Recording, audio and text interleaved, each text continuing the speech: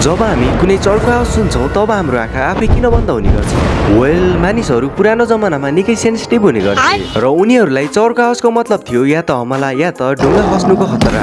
र हाम्रो आँखा पनि निकै सेन्सिटिभ हुने गर्थ्यो, जसको कारणले गर्दा यसलाई सबैभन्दा पहिला सुरक्षा चाहिन्थ्यो। त्यसै कारणले गर्दा जसले चर्को आवाज सुन्थ्यो त्यसको दिमागमा एउटा स्पेशल खालको न्युरोनले काम गर्ने गर्थ्यो, जसले 3 देखि 8 सेकेन्ड भित्र नै हाम्रो दिमागमा मेसेज पुर्याउने गर्थ्यो, यहाँ खतरा छ, आँखा बन्द गर। र त्यसै कारणले गर्दा आज हामी चर्को आवाज सुन्यो भने आँखा बन्द गर्छौँ। Do subscribe.